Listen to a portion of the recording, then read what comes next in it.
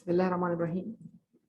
तो previous class में अगर आपको याद हो तो हमने डिफरेंट सिचुएशंस पढ़ी कि किन किन सिचुएशंस में आप एसेट को डिस्पोज ऑफ मान देंगे। तो transfer of asset, sale of asset, asset का डिस्ट्रॉय हो जाना, कैंसिल हो जाना, उसके अलावा गिफ्ट कर देना, बिजनेस से विदड्रॉ कर लेना, ड्राइंग कर लेना, वो भी डिस्पोजल है और उस पर भी गेन और लॉस आपको कैलकुलेट करना पड़ेगा। फिर एक इजाफी बात हुई थी, वो क्या थी कि अगर आप बिजनेस में कोई भी एसेट पर्सनल एसेट का करते हैं, पार्टली भी इस्तेमाल में लाते हैं, तो फिर वो डेप्रिशिएबल एसेट कहलाएगा, वो एडिशन माना जाएगा।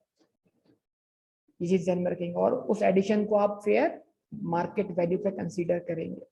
उसके बाद अगर आप कोई भी लोन जो आपने किसी को दिया हुआ है उसके बदले कोई एसेट आप एक्सेप्ट कर लेते हैं उस लोन के अमाउंट के बदले, तो फिर जो लोन का अमाउंट होगा वही उस एसेट की कॉस्ट माना जाएगा, ना कि फेयर मार्केट वैल्यू। तो ये तमाम बातें हमने पढ़ी। अच्छा जी, अब आज आपकी अकाउंटिंग का टेस्ट, मतलब टैक्स में अकाउंटिंग का टेस्ट। पहले तो आपकी अंग्रेजी का टेस्ट है, फिर लॉ की लैंग्वेज का टेस्ट है, फिर उसके बाद अकाउंटिंग का टेस्ट। इस पेज पर ये समझ के बताएं जो लिखा हुआ।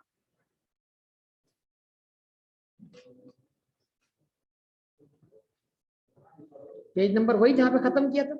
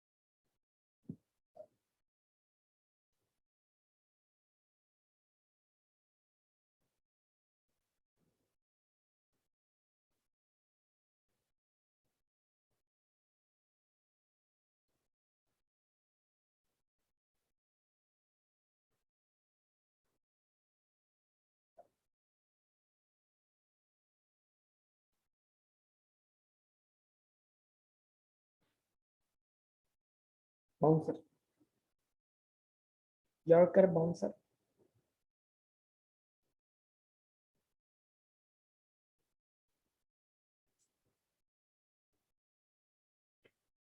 अच्छा जी, अब ये सुनिएगा जरा बात। मेरे ख्याल से आपने जद्दोजहद की होगी, पढ़ लिया होगा, 2-3 दफा पढ़ लिया होगा। पढ़ा, क्या समझ में आया? कुछ भी नहीं। चले कुछ समझने की कोशिश करते हैं, देखें क्या है। क्या ये पॉसिबल है कि आप कोई एसेट परचेज करें, कोई चीज इन काइंड देकर? आवाज नहीं आ रही बेटा। तो I16 में क्या पढ़ा था आपने? जाने वाली चीज की फेयर मार्केट वैल्यू आने वाली चीज की क्या मानी जाएगी? कॉस्ट मानी जाएगी। इतनी सी बात हो रही। जाने वाली चीज की जो फेयर मार्केट वैल्यू है वो आने वाली चीज की।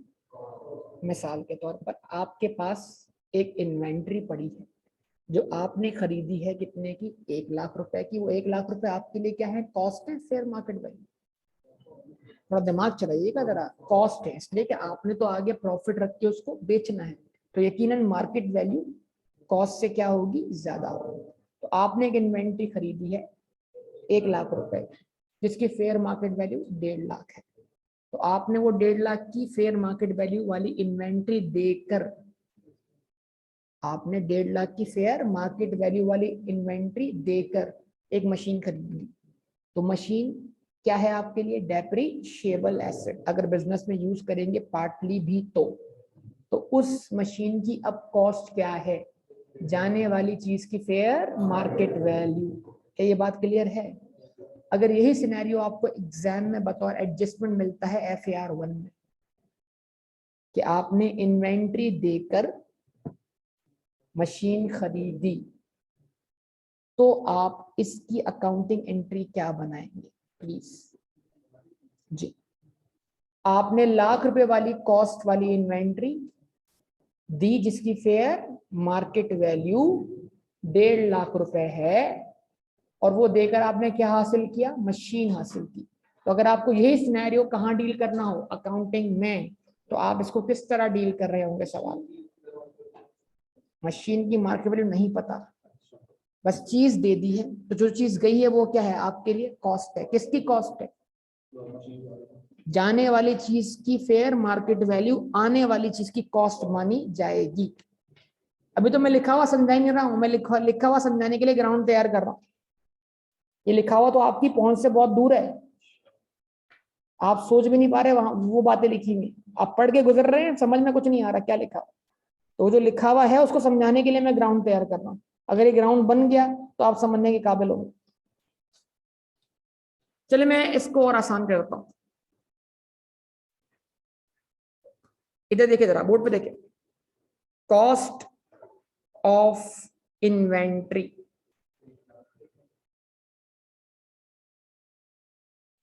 1 लाख रुपए। Fair value of inventory,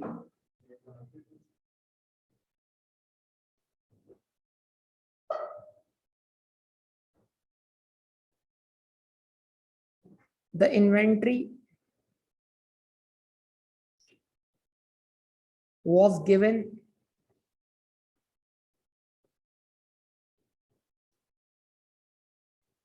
to acquire a machine, scenario लिख लें अपने पास, for business use, required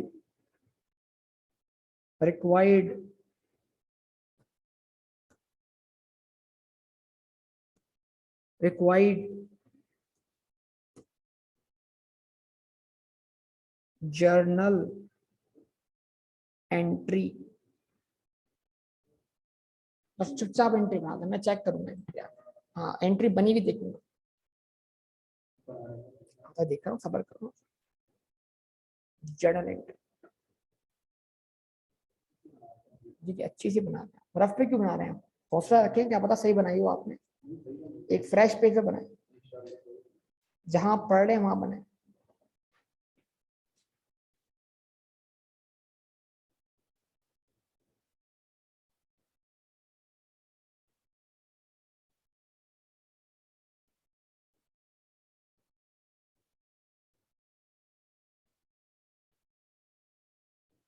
ये इन्वेंट्री क्या है ये नहीं बताया गया। ये इन्वेंट्री आपके बिजनेस में जो भी आप आइटम बेचते हैं वो आपके लिए क्या है? इन्वेंट्री, जिस चीज का आपका बिजनेस। जी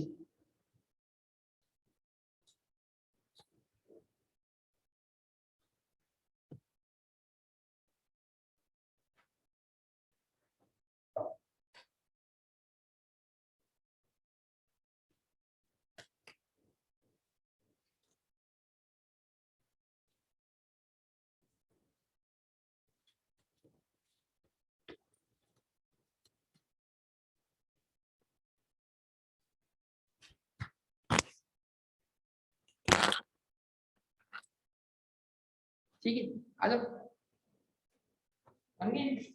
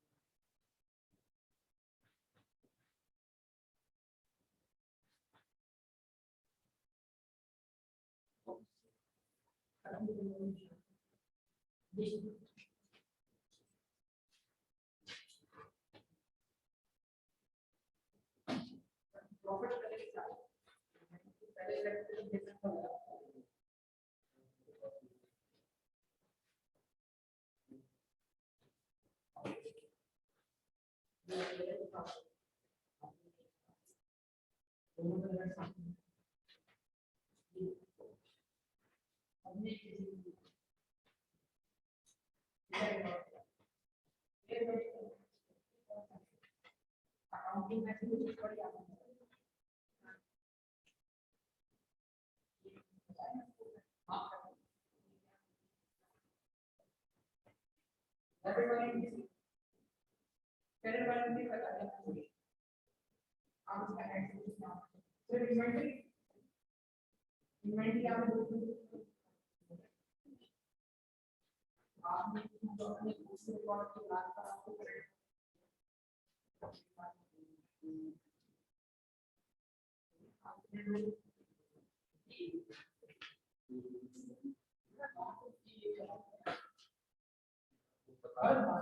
सही हो गया तो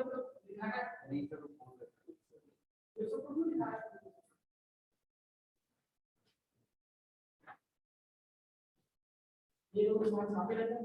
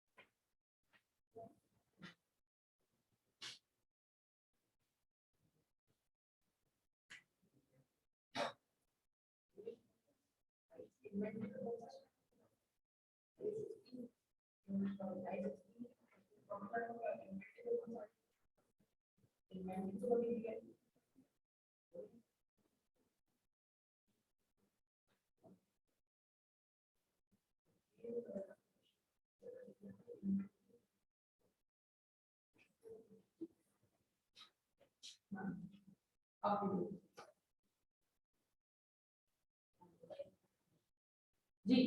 तो अब देखते हैं क्या मसला है। अकाउंटिंग और टैक्स भी कुछ ऐसी बात कर रहा है, जरा देखिएगा। देखिए बड़ी सिंपल सी बात है, आपने क्या दिया, इन्वेंट्री। तो इन्वेंट्री की आपने जो वैल्यू हासिल की है वो ₹1,00,000 हासिल की, 1.5 लाख हासिल की।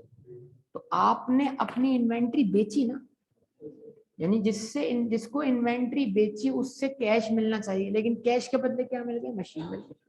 तो आप इन्वेंट्री जाने को सेल काउंट क्यों नहीं कर रहे, क्योंकि आप तो अपने बिजनेस की चीज बेच रहे। ठीक है जी।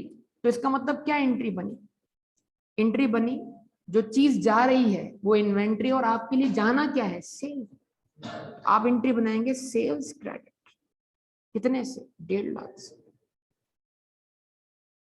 अब या तो इस 1.5 लाख की चीज जो आपके पास से गई है, जो कि आपकी इन्वेंट्री है, इन्वेंट्री का डिस्पोजल क्या कहलाएगा, सेल ही कहलाएगा।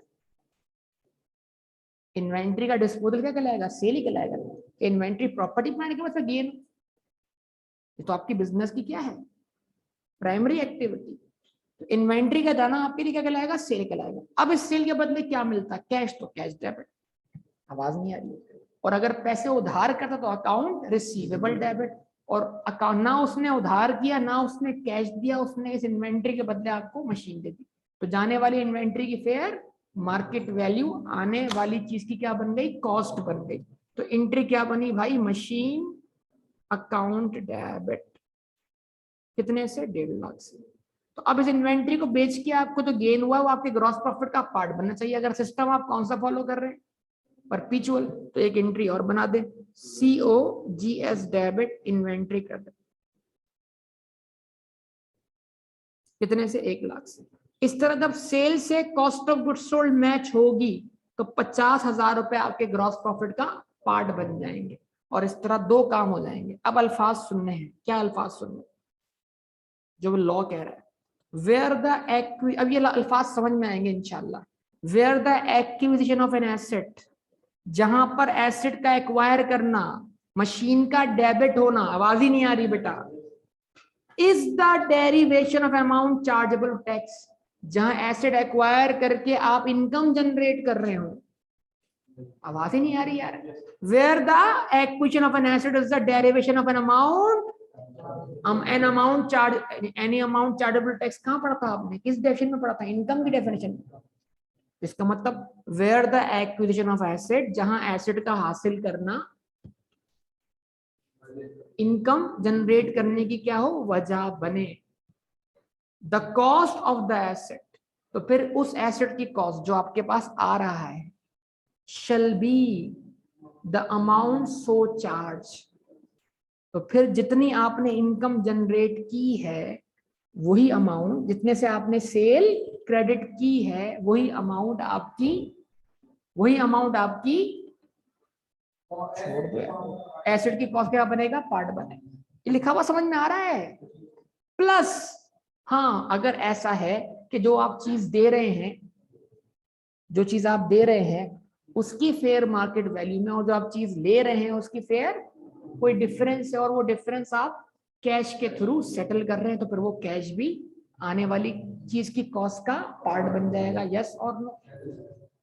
तो लिखा हुआ क्या है, plus any amount paid by the person for the asset. मिसाल के तौर पर मान लीजिए कि अगर ये आने वाली मशीन की जो फेयर मार्केट वैल्यू होती है वो 2.5 लाख हो, आवाज नहीं ना, तो फिर क्या होता, आप सेल क्रेडिट करते 1.5 लाख से, बैंक क्रेडिट करते 1 लाख से, तो आपने अपनी इनकम मानी 1.5 लाख से, कैश पे किया, तो अमाउंट सो चार्ज क्या हुआ, 1.5 lakh, amount paid in cash क्या हुआ, 1 लाख, दोनों का सम क्या हुआ, 2.5 लाख। तो 2.5 लाख क्या बन जाती है, आपकी आने वाली मशीन की कॉस्ट बन जाती है। बात समझ में आ रही है। अच्छा, अब जाहिर सी बात है, लॉ है, हो सकता है कि आपके लिए इन्वेंट्री बेचना लॉ ने क्या कर दिया, एग्जेम्प्ट कर दिया। अगर आप यही चीज क्या कर रहे हो, अगर आप एग्रीकल्चर प्रोडक्ट्स क्या कर रहे हो, सेल कर रहे हो, तो वो सेल करना बिजनेस के पॉइंट ऑफ व्यू से तो रेवेन्यू है, लेकिन लॉ ने वो इनकम क्या कर दी, एग्जेम्प्ट कर दी। तो कहता है भले आपकी इनकम अगर क्या हो, एग्जेम्प्ट भी हो, मतलब अगर आप ऐसी इन्वेंट्री देते हैं जिसको बेचकर आपको जो गेन होगा वो गेन लॉ में क्या है, एग्जेम्प्ट है, फिर भी जो चीज आपकी जेब से गई है उसकी फेयर मार्केट वैल्यू आने वाली चीज की कॉस्ट का क्या बनेगी, पार्ट बनेगी। बेटा ये क्लियर है या नहीं। अच्छा जी, तो ये सेकंड पॉइंट इस बात को एक्सप्लेन कर रहा है। Similarly where the acquisition of an asset is the derivation of an amount exempt from tax, यानी आप रेवेन्यू कमा तो रहे हैं, आप इनकम बना तो रहे हैं, लेकिन लॉ में वो अमाउंट क्या है, एग्जेम्प्ट। कोई बात नहीं, cost of the asset shall be, तो फिर भी उस एसेट की कॉस्ट में shall be the amount so exempt, जो अमाउंट एग्जेम्प्ट है, वो जो सेल, जिस चीज की सेल लॉ में क्या है, एग्जेम्प्ट है, लेकिन वो है तो सेल ना, वो फेयर मार्केट वैल्यू आपने दी तो है ना, तो फिर वो आने वाली चीज की क्या बनेगी, कॉस्ट का पार्ट बनेगी। Plus any amount paid by the person for the asset, और ऊपर अगर आपने जो भी रकम दी, अब नीचे इस चीज को एग्जाम्पल के तौर पर लिख के दिया। For example mister A purchase a paper cutting machine, इनका पेपर का बिजनेस है, इन्होंने क्या किया, पेपर कटिंग मशीन खरीदी है to be use in printing business. तो price actually paid, cash paid कितना, नॉन कैश बेनिफिट गिवन, यानी कोई चीज दे दी, fair market value of printed stationery, तो जो स्टेशनरी एक प्रिंटिंग बिजनेस ने प्रिंट की हुई है उसका क्या है, स्टॉक इन ट्रेड है, आवाज ही नहीं है बेटा, बीइंग स्टॉक इन ट्रेड, तो जो भी उसने फेयर मार्केट वैल्यू सरेंडर की है वो भी कॉस्ट का क्या बनेगी, पार्ट बनेगी। एग्रीकल्चर प्रोड्यूस, उसके बाद कुछ फसलें रखी हुई है, वो फसल भी उसने क्या कर दी है, दे दी है, क्या हासिल करने के लिए, तो मतलब क्या हुआ, मिस्टर ए ने कैश दिया कितना, 75,000 का, बिजनेस की इन्वेंट्री दी, और ऐसी इन्वेंट्री दी जो जिसको बेचकर जो इनकम होगी वो क्या है, एग्जेम्प्ट है, लेकिन चीज तो गई ना आपके पास। तो इसका मतलब क्या हुआ, आने वाली चीज की कॉस्ट क्या है, जाने वाली चीज यानी कैश या जाने वाली चीज की फेयर मार्केट वैल्यू। कोई मसला है इसमें? तो ये मत भूलिएगा, एग्जामिनर यहाँ ट्रैप कर सकता है कि आपने मशीन तो एक्वायर कर ली, उसकी सही कॉस्ट निकाल, लेकिन आप ये भूल गए कि इस मशीन के बदले जो मैं चीज दे रहा हूँ वो इन्वेंट्री है, तो इन्वेंट्री बेचकर मुझे क्या हुआ है, गेन हुआ है, वो भी मेरी इनकम फ्रॉम बिजनेस का क्या बनना चाहिए, पार्ट बनना चाहिए। अब तक ये पॉइंट, इतने एग्जाम्स हो चुके हैं, अब तक टेस्ट नहीं हुआ, ठीक है? तो कभी ना कभी तो क्या होगा, टेस्ट होगा, क्या पता इसी बार हो जाए।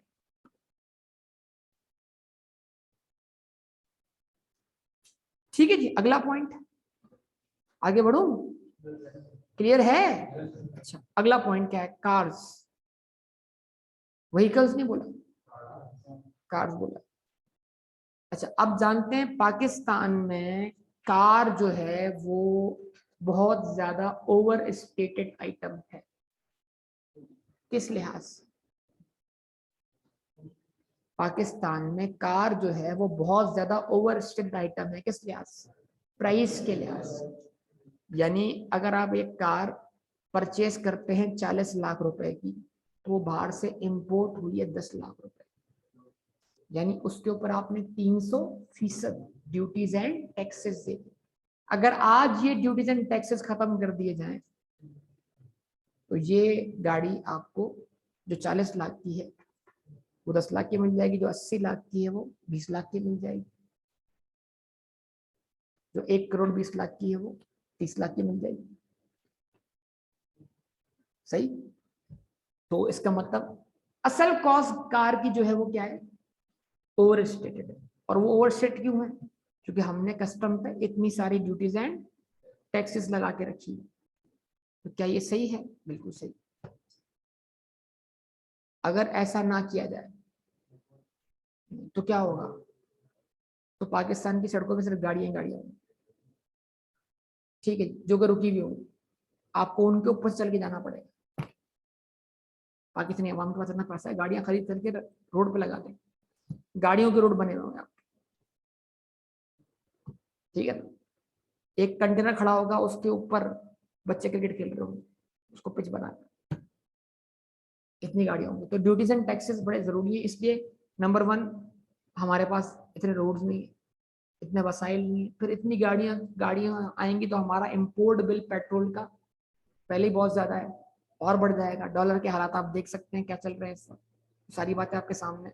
तो कुछ बातें आम आदमी को समझ में नहीं आती, वो बोलता है ये भी महंगा वो भी महंगा, लेकिन वो क्यों महंगा है उसका उसका रीजन उसको पता नहीं होता। खैर, तो टैक्स के अंदर क्या है, इसका मतलब क्या है, टैक्स में एक मामला रखा गया है इनकम फ्रॉम बिजनेस के लिए, यानी का अगर आप अपने बिजनेस के लिए क्या इस्तेमाल करते हैं, कार इस्तेमाल करते हैं, डायरेक्टली या indirectly, flying for hire, not flying for hire, दोनों सूरतों में कार की आप मैक्सिमम, बेटा सुन लो यार, आप बहुत डाइवर्ट हो रहे हो आज, यहां आ जाओ इधर। हाँ, कार की जो मैक्सिमम कॉस्ट है वो आप कितनी लेंगे? आवाज नहीं आ रही बेटा, क्या करेंगे? क्या मतलब सर, क्या बोलना चाह रहे हैं, समझ नहीं आ रही बात सर। अब ये भी रिवाइज होना चाहिए, क्योंकि गाड़ियां बहुत महंगी कर दी हैं अभी भी जो है ना, क्योंकि डॉलर महंगा होने के बिना पर जो है वो इम्पोर्ट भी रुक गई है बहुत सारी, और जो पार्ट्स बाहर से आएंगे वो बहुत महंगे आएंगे। जरा देखिएगा, मैं आपके सामने 2 सिनेरियो डेवलप कर रहा हूं, बहुत तवज्जो दरकार। कॉस्ट, ये पॉइंट जो मैं पढ़ा रहा हूं ये सिर्फ कार पे अप्लाई होगा, किसी और डेप्रिशिएबल एसेट पे अप्लाई नहीं होगा। कॉस्ट ऑफ कार है 2 मिलियन,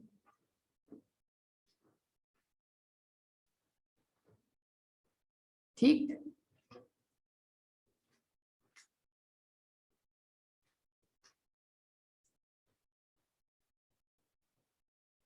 कॉस्ट ऑफ कार है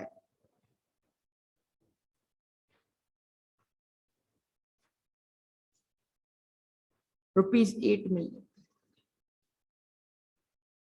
2 सिनेरियो बन गया आपके सामने। कॉस्ट ऑफ कार है 2 मिलियन, लिखना शुरू कर दो बेटा, इंतजार क्यों कर रहे हो? कॉस्ट ऑफ कार है 2 मिलियन और कॉस्ट ऑफ कार है कितनी, 8 मिलियन। क्या ये कॉस्ट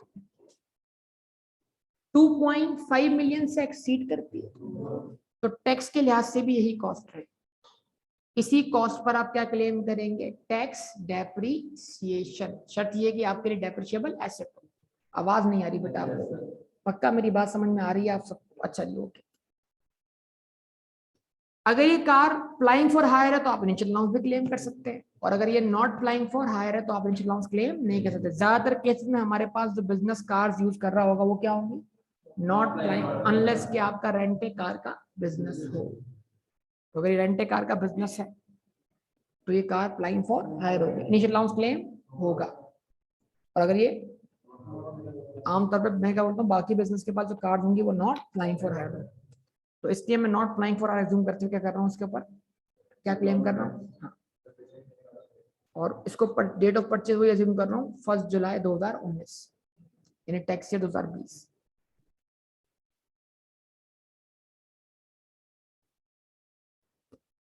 टैक्स डेप्रिसिएशन जो मैं क्लेम कर रहा हूँ नॉर्मल, बताइए क्या है, कार का रेट 15%, याद भी नहीं आ रहा, 4 आइटम पे 15 था, 2 पे 30 था, 1 पे 10 था, 1 पे 100 था, ठीक है।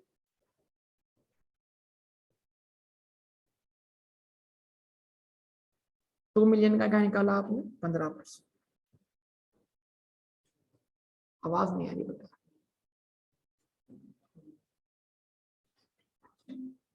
3 लाख।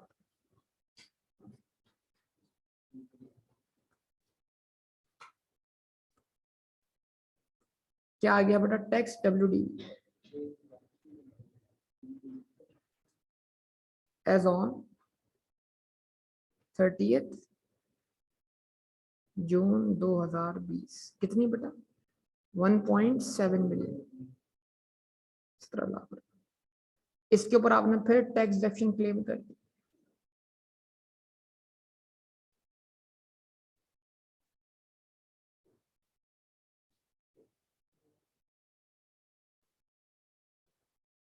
जी बेटा कितना, 2 लाख कितना, 55,000।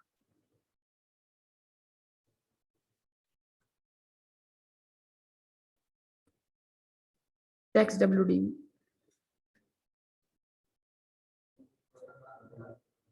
एज ऑन 30 जून 2021 कितनी बेटा, 1,445,000। ठीक है। अब फर्ज कर लेंगे कि टैक्स ईयर 2022 में आपने कार क्या कर दी, डिस्पोज ऑफ कर दी। क्या ये कार बिजनेस यूज में थी, जब तो हम इसके ऊपर टैक्स डिडक्शन क्लेम कर रहे थे, यस और नो। और इसकी कोई हमने अपोर्शनमेंट की, नो, क्योंकि ये 100% बिजनेस यूज में थी।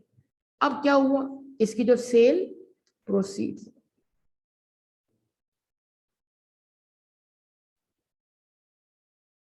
फॉर एग्जाम्पल वो है 1,600,000,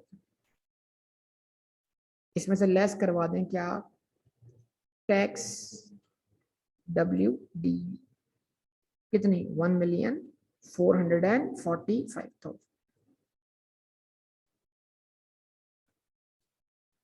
ठीक है जी, डिफरेंस 1,55,000। 1,55,000 क्या कहलाएगा, टैक्स गेन ऑन डिस्पोजल। तो अकाउंटिंग प्रॉफिट में से अकाउंटिंग गेन लेस करवा देंगे, लॉस था तो ऐड करवा देंगे, और उसके बाद ये जो गेन आया है ये ऐड करवा देंगे। पता है ना सिस्टम, याद है, भूले तो नहीं। क्या बोलेंगे इसको हम, टैक्स गेन। अच्छा ये तो हो गया बिल्कुल आम सा मसला जैसे हम शुरू से करते आ रहे हैं। कोई मसला, यहां मसला आ रहा है, ये मैं इसको साइड पे कर रहा हूं, ये सिर्फ रिकॉल करवाने के लिए था आपको। ये आपने कार कितने की परचेज की, आपने कहा भाई रेंट लग्जरी कार, शादियों पे क्या गाड़ियां देते हैं आप, क्या रेंट, ठीक है ना, तो फ्लाइंग फॉर हायर हो गई, लेकिन अभी इसको not flying for hire assume करें, ठीक है। 12, लेकिन कार की क्या कॉस्ट है, आपको कितने की पड़ी है, 8 मिलियन की। लॉ के हिसाब से अकाउंटिंग में आप इसको 8 मिलियन पे कैपिटलाइज करेंगे, अकाउंटिंग में इसको आप 8 मिलियन पे डेप्रीशिएट करेंगे, लेकिन टैक्स के पॉइंट ऑफ व्यू क्या होगा, अब आपको यहां रखनी पड़ेगी रिस्ट्रिक्टेड कॉस्ट। मैं जो एक चीज बनाऊंगा यहां पैरेलल समझाने के लिए बनाऊंगा आपको, मैंने इसकी कॉस्ट क्या रखी 2.5 मिलियन। बहुत आप सबकी तवज्जो चाहिए, ये कॉलम मैं सिर्फ सॉल्व करूंगा आपको समझाने के लिए। अगर कोई रिस्ट्रिक्टेड कॉस्ट का कॉन्सेप्ट ना होता तो यही कॉस्ट क्या होती, डेप्रिशिएट होती। क्या ख्याल है, बोलें, जवाब दें या नहीं, तवज्जो दरकार हो। अच्छा जी, less tax depreciation at what 15%। 1.8 million का 15%, 1,400,000, सॉरी 1,200,000, 1,200,000। उनको क्या कहते हैं जरा बता देना, वो आई वाली क्लास में ना ऑफ, मैं भूल चुका हूँ असल में बता, वो अलग ग्रुप में होता ना। 1,200,000, ठीक है जी। WDV क्या बची, WDV एज ऑन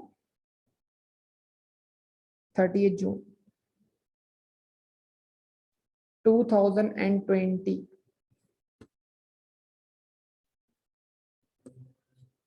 6,800,000, ठीक। अच्छा जी, अब उसके बाद बताइए, लेकिन ये जो हम कर रहे हैं सिर्फ समझने के लिए कर रहे हैं, लॉ में ये वाला कॉन्सेप्ट चल रहा है, ये कॉन्सेप्ट चलेगा रिस्ट्रिक्ट कॉस्ट वाला।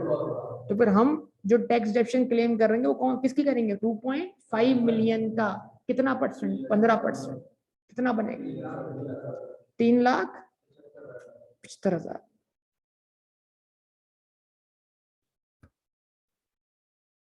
WDV क्या है बताइए,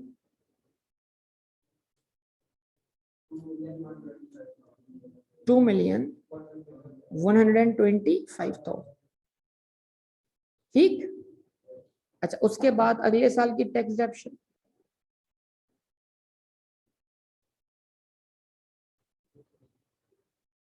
दोनों केसेस में 6.8 की 15%,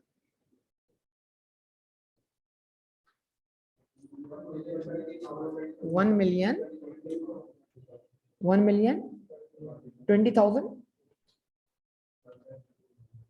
जी जी बिल्कुल, बस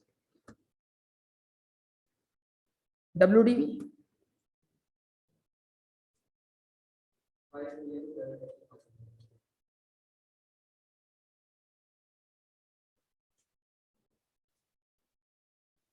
5,780,000। अच्छा, 2,125,000 का 15% जी 3,18,750।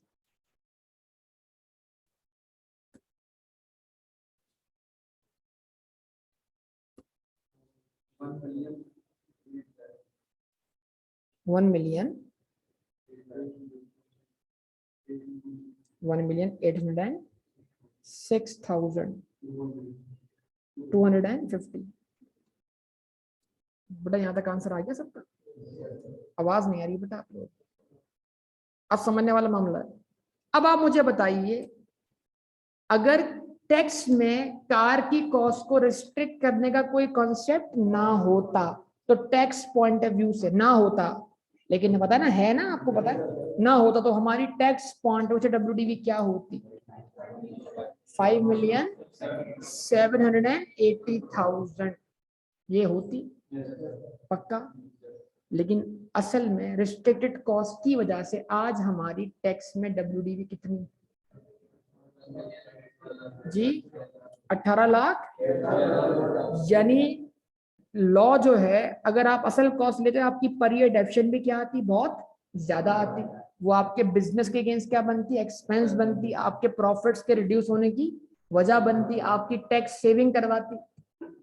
लेकिन चूंकि आप एक इंपोर्टेड आइटम अपनी बिजनेस में इस्तेमाल कर रहे हैं, तो लॉ आपको बेनिफिट देना नहीं चाह रहा। यानी हम इंपोर्टेड आइटम को हर तरीके से अवॉइड करना चाह रहे हैं। समझ पा रहे हैं बात या नहीं? तो बताइए, अब अगर ये एसेट डिस्पोज ऑफ कर दिया जाए, मैं बड़ी इंपॉर्टेंट बात कर रहा हूं, अब अगर ये एसेट डिस्पोज ऑफ कर दिया जाए तो डिस्पोजल के वक्त WDV कौन सी इस्तेमाल की जाएगी? लेकिन मार्केट में जो पैसे मिलेंगे वो किस हिसाब से मिलेंगे? जवाब नहीं मिला। चले मान लें मार्केट में आपने ये एसेट बेचा 6 मिलियन का, तो अगर WDV रिस्ट्रिक्ट ना की जाती तो आपको कितना गेन ऑन डिस्पोजल होता?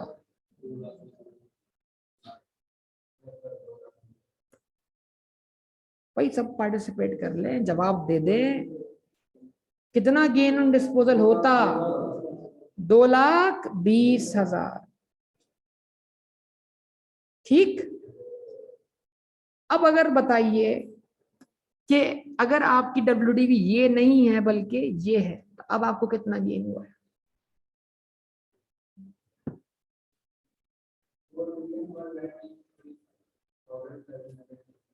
सब लोग बताए ना बेटा, सबका जवाब चाहिए, सबका। 4,193,000 ये जवाब नहीं है, क्योंकि आपको लॉ का पता नहीं।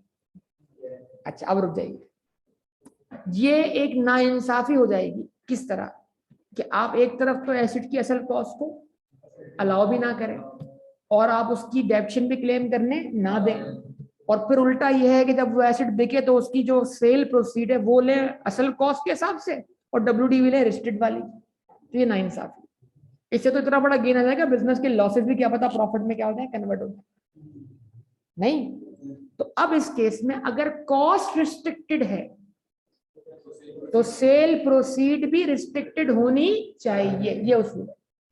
तो अब आपको चाहिए कि आप इस सेल प्रोसीड को प्रपोर्शनेटली क्या कर दो, रिस्ट्रिक्टेड मान लो। कैसे?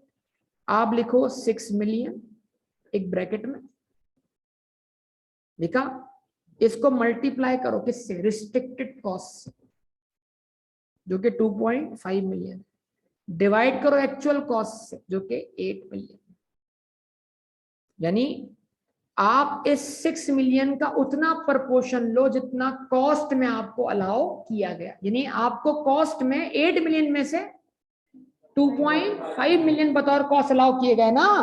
आवाज नहीं आ रही बेटा? तो फिर आप 2.5 मिलियन 8 मिलियन का जितना परसेंटेज बनते हैं उतना परसेंटेज उठा लो। कहां से? सेल प्रोसीड से। इसको बोलेंगे रिस्ट्रिक्टेड सेल प्रोसीड। आवाज नहीं आ रही ना बेटा? कितना जी? 18,75,000। उससे लेस करवा दो टैक्स WDV। कितनी? 18,06,200। 200 क्या था ये? 85,000? 700 नहीं, 250। गेन कितना है?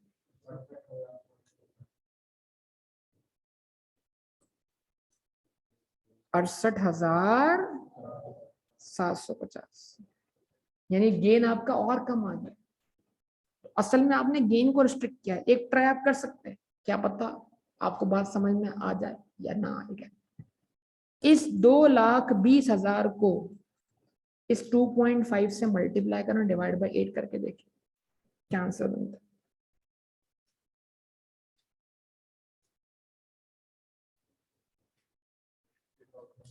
आवाज ही नहीं आ रही। यानी क्या मतलब? जो हमें असल गेन हुआ है उस गेन का हम उतना परसेंटेज ले रहे हैं जितनी कॉस्ट हमें अलाउ की गई है आउट ऑफ एक्चुअल कॉस्ट। तो समझ पा रहे हैं बात या नहीं? तो इस तरह मतलब cost restricted, depreciation restricted, cell proceed restricted, gain on disposal restricted. कुछ समझे बात या नहीं? ताकि एक तरफ से आपकी इनकम अगर ओवर स्टेट की जा रही है तो दूसरी तरफ से आपकी इनकम डबल ओवर स्टेट ना हो जाए, उसको क्या मिल जाए? कंपनसेशन मिल जाए। समझे बात या नहीं? तो ये वाला अपोर्शनमेंट कब करना है भाई? सिर्फ कार के लिए करना है, किसी और चीज के लिए नहीं करना। वो भी कब करना है? जब कार की कॉस्ट, वरना जैसा नॉर्मल केस है, इस वाले केस में हमें कोई रिस्ट्रिक्शन या रिस्ट्रिक्टेड सेल प्रोसीड अप्लाई करने की जरूरत नहीं पड़ी। क्यों? क्योंकि यहां एक्चुअल कॉस्ट ही डेप्रिशिएट हुई है। हाँ, अगर ये गाड़ी, अच्छा ये और बात है कि ये गाड़ी अगर पार्टली फॉर बिजनेस यूज हो और पार्टली फॉर, तो फिर हम इसकी डेप्शन की अपोर्शनमेंट करेंगे और डिस्पोजल के वक्त हम इस WDV को इंक्रीज करेंगे उतने अमाउंट से जितना अमाउंट हमें डिसअलाउ किया गया है फॉर नॉन बिजनेस यूज। ये एक अलग अलग बात है, और ये सब चीजें अगर मिक्स होके आ जाएं तो फिर क्या ही बात है ना। चलिए, उम्मीद है आपको रेस्ट्रेड कॉस्ट वाली बात समझ में आ गई होगी। अच्छा, अब इसके कुछ एक दो टेक्निकल सिनेरियो पढ़ूं, होशावास में है हम। अच्छा, okay. Cars maximum allowable cost of one car is from the tax year, ये कब से चलती हुई आ रही है? जिस वक्त डॉलर 100 रुपए का भी नहीं था, 100 से भी नीचे का था। हाँ, इन्हीं के दौर में 100 क्रॉस किया था, फिर वापस नीचे आया था। 13 से किसका दौर शुरू हो गया था? शरीफों का। ठीक है। इफ अ कार हैविंग, इसका मतलब ये अमाउंट अब अगले टैक्स ईयर में क्या होना चाहिए? रिवाइज होना चाहिए। If a car having original cost in excess of maximum allowable cost is subsequently disposed of, then sale proceed shall also be reduced proportionately as under restricted cost 2.5 million divided by original cost 8 million multiplied by sale proceed 6 million। क्या मिल जाएगी? proportionate sale proceed, restricted sale proceed, इससे less करवा दें क्या? restricted WD। यही किया हमने अब तक या नहीं किया? अच्छा अच्छा, एक जुमला जो काबिल गौर है, जरा इसको अंडरलाइन कर लें। 2013 को हम पढ़ के गुजर जाते हैं, हम सोचते नहीं, डर दिमाग हम चलाते नहीं, हमें जहां रुकना चाहिए हम वहां रुकते नहीं। तो सर 2013 और उसके बाद से आज तक ये कॉस्ट 2 पॉइंट, उससे पहले भी तो कुछ होगी।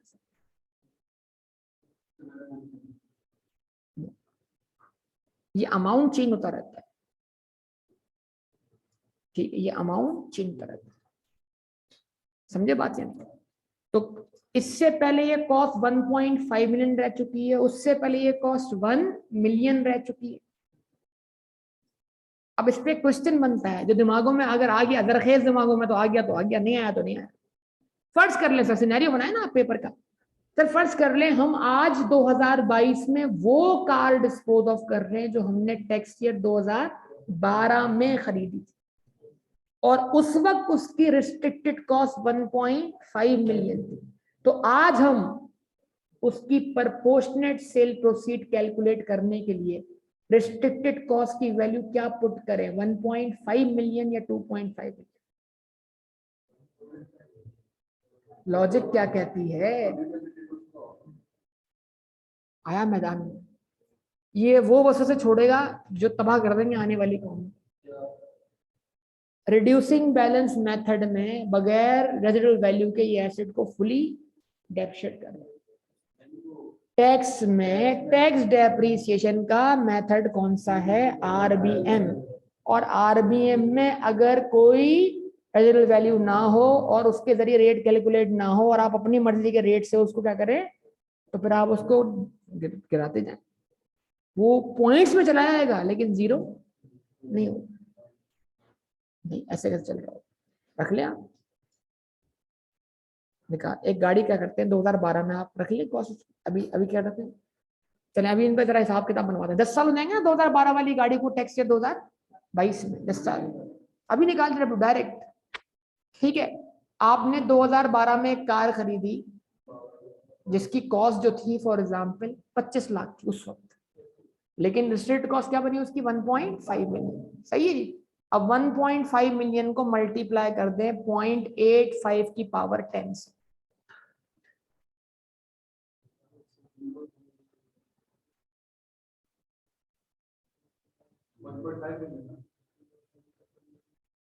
वो 0 पॉइंट तो इसलिए आ रहा है क्या, 1.5 टाइप किया बेटा, उसको मिलियन में कन्वर्ट करना दोबारा।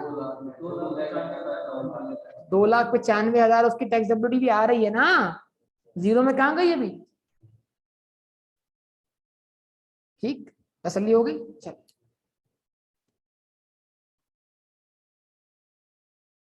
देखो भाई, ये कोई कॉन्सेप्ट आपको समझाए ना बातों में, ये जो ब्रेक आप लेते हैं उसके दौरान वो कॉन्सेप्ट इतनी जल्दी काबिल कबूल नहीं होता। हाँ जी, तो मैंने कहा लॉजिक क्या कहती है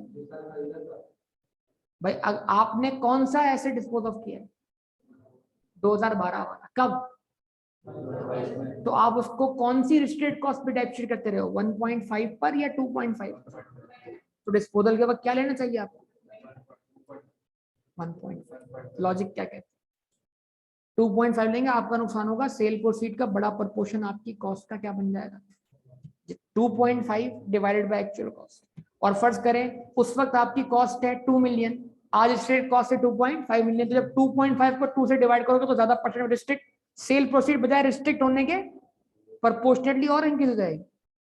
ये तो बेवकूफी हो जाएगी इंतहाई। क्या आप 2012 वाली जो चीज है उसके लिए आज क्या करो, तो इसका मतलब याद रखिएगा जिस जमाने में जो रिस्ट्रिक्टेड कॉस्ट थी वही चलती रहेगी, और सब्सिक्वेंटली वो एसेट जब डिस्पोजल होगा तो वही रिस्ट्रिक्टेड कॉस्ट इस्तेमाल होगी प्रपोर्शनेट सेल प्रोसीड कैलकुलेट करने की। ये चीज अच्छी तरह ध्यान में रखिएगा। ठीक है जी,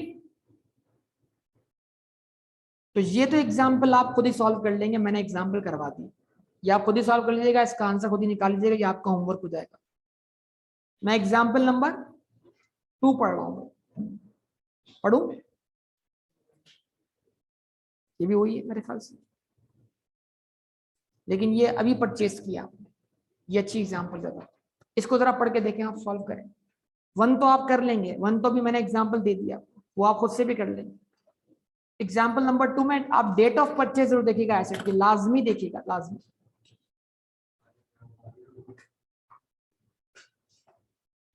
ताकि आपके वो सारे कॉन्सेप्ट जो है वो हाफ रेट वाले, और वो एसेट जो 2000 टैक्स ईयर 2020 या उसके बाद खरीदा गया है वो सब्सिक्वेंट डिस्पोज होगा जाने वाले साल में भी आपको, हाँ, तो वो सारे कॉन्सेप्ट यहाँ आ रहे हैं, अच्छी तरह देख लीजिएगा इसको।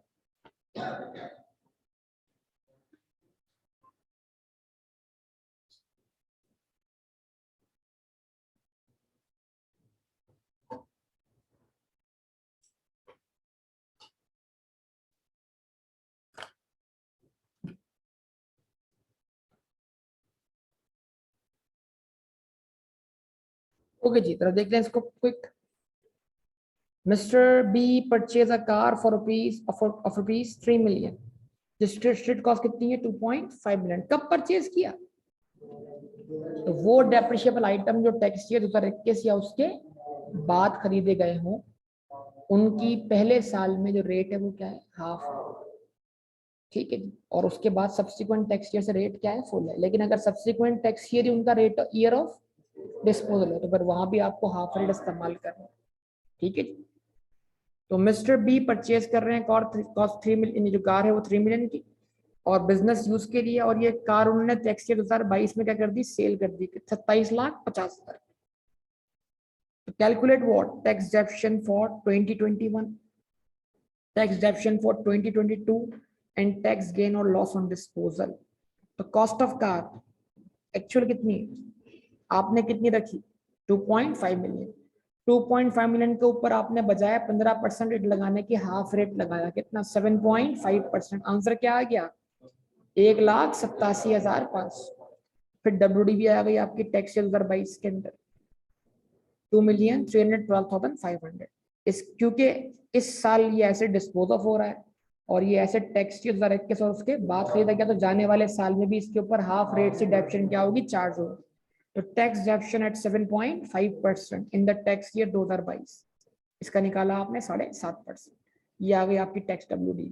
अब इस टैक्स WDV को आप डायरेक्टली 27,50,000 से मैच नहीं कर सकते, आप निकालें इसकी क्या proportionate cell proceed.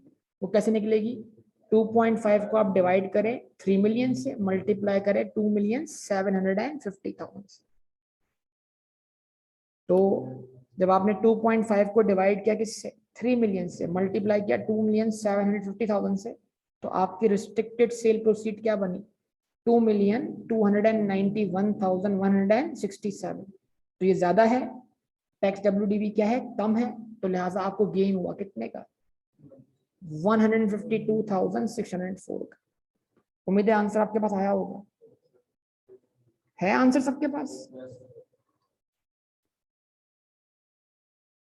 Example number 3, कोई पता, एग्जाम्पल नंबर 3, एग्जाम्पल नंबर 3, ये वही एग्जाम्पल है जो मैं आपको थोड़ी देर पहले बता रहा था, पढ़े, आवाज नहीं है बेटा। मिस्टर ए, पढ़ो एग्जाम्पल, आप पढ़ रहे हैं सब लोग साथ साथ।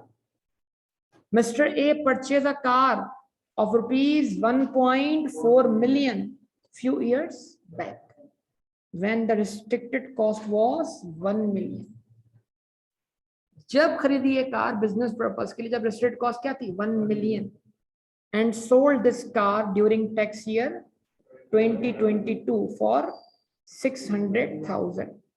Opening tax WDV for the tax year 2022 was 3,77,150, जो कि इस वैल्यू पे कैलकुलेट की गई। कैलकुलेट टैक्स गेन और लॉस, बस इसमें कोई खास बात नहीं।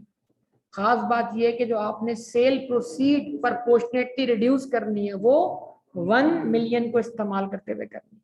तो क्या करेंगे आप, 1 मिलियन उस जमाने की रेस्ट्रिक्टेड कॉस्ट, 1.4 मिलियन उस जमाने की एक्चुअल कॉस्ट, मल्टीप्लाई बाय आज की सेल प्रोसीड। क्या आंसर आया, 4,28,500। कैलकुलेट करके देख लेना, 4,28,571। और टैक्स WDV कितनी है, 3,70,150। डिफरेंस निकालने गेन बन जाएगा। क्यों गेन बन जाएगा, सेल प्रोसीड ज्यादा है और टैक्स WDV कम है।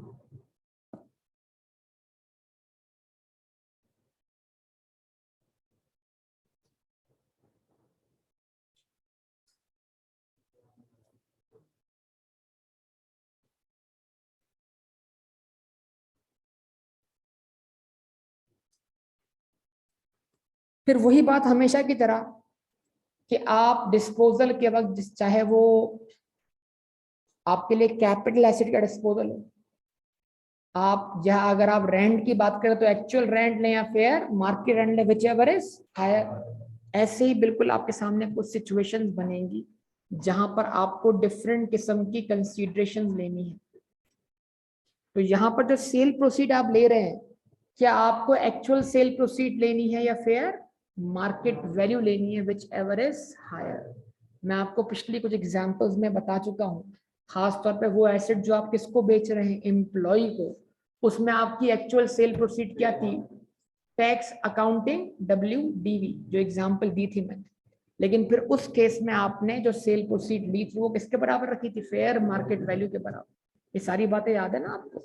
तो कहता है नॉर्मल केस, नॉर्मल केस क्या है, एक्चुअल सेल प्रोसीड जब भी आप टैक्स डेप्रिशिएबल एसेट का डिस्पोजल करें और वो सेल हो ट्रांसफर हो, तो उस केस में आप उसकी जो सेल प्रोसीड मानेंगे वो किसको मानेंगे, एक्चुअल सेल प्रोसीड या फिर fair market value, whichever is higher. ठीक है जी। अगर आप एसेट डिस्पोज ऑफ कर रहे हैं बदले में कुछ लेकर, लेकिन वो कैश नहीं है, रिसीवेबल नहीं है, बल्कि इन काइंड है, तो फिर जो रिसीव किया है उसकी फेयर मार्केट वैल्यू क्या कहलाएगी, कंसीडरेशन रिसीव कहलाएगी।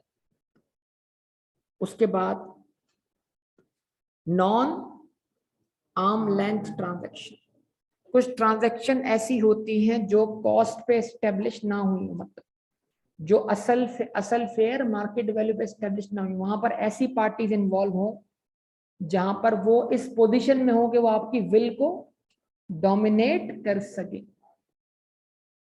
कहीं जुमला पड़ा पड़ा लग रहा है। ऐसी पार्टीज हो जो आपकी विल को डोमिनेट कर सके। अब वो अंडर इन्फ्लुएंस है या नहीं, ये हमारी यहाँ बहस में। टैक्स बोलता है ये बहस तुम कॉन्ट्रैक्ट एक्ट में करते रहना, हमें तो टैक्स दे दो भाई। तो मतलब अगर उसने तुम्हारी विल को डोमिनेट किया है और तुमने उस एसेट को कॉस्ट से मतलब फेयर मार्केट वैल्यू से कम पे बेचा है, ये तुम्हारा आपस का मसला है। तुम उस कॉन्ट्रैक्ट को वहां जाके क्या करो, वॉइडेबल बनाओ, ये तुम्हारा ऑप्शन है। हमारे लिए तुम इतना सा करोगे जो फेयर मार्केट वैल्यू लो, उसमें से टैक्स डब्ल्यूडीवी माइनस करो, डिफरेंस को गेन या लॉस बनाओ और टैक्स पे करो। वहां के मसले हमारे पास लेके मत आना, ठीक है ना। तो लिखा हुआ क्या है, नॉन आर्म लेंथ ट्रांजैक्शन, आसान लफ्जों में आर्म लेंथ ट्रांजैक्शन।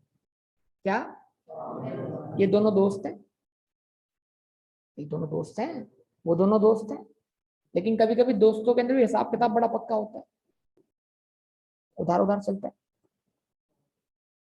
रिसीव हो जाता है या बैडेड हो जाता है?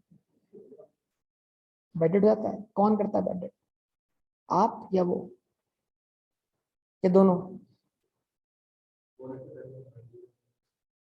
यार ये मैं आपकी पर्सनल बहस नहीं करवा रहा यहाँ पर, मैं एक सिनेरियो समझा रहा हूँ, आप अपनी कहानी लेके बैठ गए। मैंने खाली चुपचाप बातों बातों में बैडेड बोला, हाँ बोल दे ना बोल दे, कौन बैडेड। चले बाहर, ठीक है। मतलब फर्ज करें वो अपना या आप उनको अपना मोबाइल फोन बेच रहे हैं, ठीक। अब फर्ज करें आप बतौर दोस्त आप में क्या हो रही है, ट्रांजैक्शन हो रही है, ठीक है। एक तरीका तो ये है कि वो आपको जो पैसे देते आप रख लें, लेकिन अगर आप हिसाब किताब में बड़े पक्के हैं तो आप बोलेंगे भाई चलो यार मार्केट चलते हैं, मार्केट में जो पैसे लग गए वो तुम दे देना बस। तो क्या बोलते हैं इस ट्रांजेक्शन को, आर्म लेंथ ट्रांजैक्शन। वो ट्रांजैक्शन जो फेयर मार्केट, जो आपकी हाथों की पहुंच में हो, मार्केट जाएं, चीज की वैल्यू लगवाएं, ट्रांजैक्शन एस्टेब्लिश कर दें। तो ऐसी ट्रांजैक्शन जो फेयर मार्केट वैल्यू पे एस्टेब्लिश हुई हो क्या कहलाएंगी, आर्म लेंथ ट्रांजैक्शन। और ऐसी ट्रांजैक्शन जो फेयर मार्केट वैल्यू पे एस्टेब्लिश ना हुई हो वो क्या कहलाएंगे, नॉन आर्म लेंथ ट्रांजैक्शन। एक डायरेक्टर अपनी कंपनी से कोई डेप्रिशिएबल एसेट रिसीव कर सकता है बतौर एम्प्लॉय? हाँ कर सकता है। जब वो रिसीव करेगा तो हो सकता है कि उसने फेयर मार्केट वैल्यू पे रिसीव ना किया हो, उससे कम पे रिसीव किया हो, तो कंपनी के लिए वो एसेट क्या हो गया, डिस्पोज ऑफ हो गया। हो सकता है पेरेंट कंपनी अपनी सब्सिडरी को अपना डेप्रिशिएबल एसेट क्या कर रही हो, ट्रांसफर कर रही हो सकता है वो ट्रांसफर फेयर मार्केट वैल्यू पे ना हो रहा हो बल्कि फेयर मार्केट वैल्यू से कम पर हो रहा हो, तो वो ट्रांसफर भी या वो एसेट पेरेंट के लिए डिस्पोज ऑफ माना जाएगा, किस पर, फेयर मार्केट वैल्यू पर, ठीक है जी। तो आमतौर पे आर्म लैंड ट्रांजैक्शन उनके दरमियान होती है जहां पर लोगों के पास इक्वल बार्गेनिंग क्या हो, पावर, बिला झिझक बिला शर्म महसूस किए आप बार्गेनिंग जहां कर पाए। अगर जान पहचान वाला कोई शख्स होगा, रिश्तेदार कोई होगा, तो वहां बार्गेनिंग करना, तो दो बेनिफिट होते हैं, या तो किसी एक पार्टी को एडवांटेज हो जाता है, या तो आप बहुत सस्ता ले जाते हैं, या तो कहता है आर्म लैंड ट्रांजैक्शन मींस वो ट्रांजैक्शन जो फेयर मार्केट वैल्यू पे एस्टेब्लिश होती है between who are not involve in fiduciary relationship, confidential relationship, ठीक है जी। Presume to have roughly equal bargaining power, knowledgeable about the deal, willing to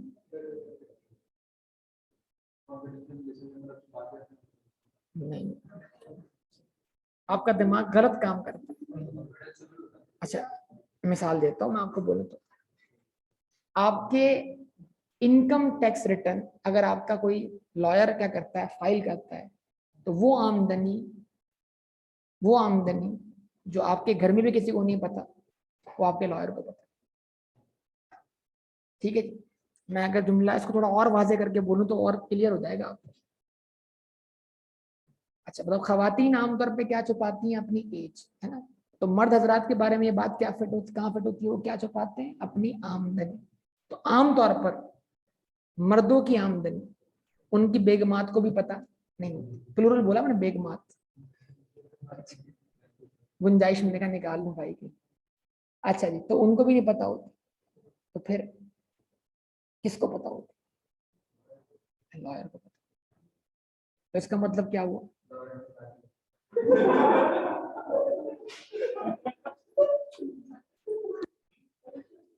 बेटा एक काम करो, तुम जो है ना क्यों टाइम जाया कर रहे हो? तुम्हारी हर बात पे घूम फिर कर कहानी ये तुम्हारी यहीं बैठती है जाके, तो अपना वक्त बर्बाद क्यों कर रहे हो? तुम आजाद चाय वाले को ज्वाइन करो, 30 दिन में मिलियनर बनो, ठीक है, उसके बाद बेहतरीन। क्या कहाँ चले जाओ? ये थोड़ा सा, अगर आपने मसला छेड़ा तो मसला बयान करो। कोर्ट जाके शादी नहीं, बता रहा हूँ सीरियस, मैं सीरियस बता रहा हूँ, एक बात बता रहा हूँ। इस्लामी लिहाज से ला निकाह इल्ला बि वली, यानी वली की रजा मंदी के बगैर शादी नहीं होगी। वली कौन होता है? लड़की का बाप। जब तक वो इजाजत नहीं देगा निकाह नहीं। तो आप अगर कोर्ट जाकर शादी करते हैं तो आप लड़की के वालिद की या जो भी उसका सरपरस्त है उसकी रजामंदी के बगैर शादी करते हैं। ये शादी नल एंड वॉइड है अगर आप लॉ समझते हैं। ये इस्लामी पॉइंट ऑफ व्यू, समझे बात? ये मेरे ख्याल से वो दुआ जहरा के वालिद भी यही कहना चाह रहे थे अपनी प्रेस कॉन्फ्रेंस में, अगर आपने सुना, कि हमारे पॉइंट मतलब वो अपने हिसाब से बता रहे थे कि हमारे हिसाब से जो कोर्ट मैरिज है वो नल एंड वॉइड है, मतलब यानी उसकी कोई शरई हैसियत नहीं है। कानूनी हैसियत हो सकती है मुल्क के अंदर, लेकिन शरई हैसियत नहीं। ठीक है जी। फिर आप बोलेंगे सर ये तो बड़ी ज्यादती हो गई, बड़ा जुल्म हो गया, है ना, ये तो बड़ा मसला हो गया, ये तो मतलब हक ही नहीं है हमारे पास अपनी मर्जी करने का। तो ऐसा नहीं, ठीक है, हुकूक होते हैं। वालिदैन ने आपको पाला है, पोसा है, इतना बड़ा किया, उसके हुकूक होते हैं। हाँ, क्या आप अपनी मर्जी से नहीं कर सकते? हाँ कर सकते हैं, लेकिन उसके भी क्या है, रास्ते हैं, तरीकेकार, प्रिंसिपल। आप कानून तोड़ के नहीं कर सकते। मिसाल के तौर पर अगर आपके मतलब आप जहाँ रजामंद हैं वहां आपके वालिदैन रजामंद नहीं है, तो शरीयत में क्या रास्ता है इस चीज का? शरीयत में ये रास्ता है कि आप जाएंगे कोर्ट, यानी उस जमाने के काजी के पास, और काजी को बताएंगे ये मसला। तो वो आपका कोर्ट मैरिज नहीं करेगा, वो बुलवाएगा आपके वली को और पूछेगा भाई क्या वजह है कि आप इनकार कर रहे हो। तो अगर वली कोई शरई उज़्र, शरई रीजन देने में क्या रहा, नाकाम रहा, तो फिर काजी वली बन जाएगा और वो उसका निकाह करेगा। लेकिन कोर्ट की पहली कोशिश क्या होगी कि वली ही इस बात पे क्या हो जाए, राजी हो जाए। और अगर वली कोई शरई उज़्र दे देगा, मतलब उसका कोई वैलिड रीजन होगा शरीयत के हिसाब से, तो फिर कोर्ट भी नहीं करेगा।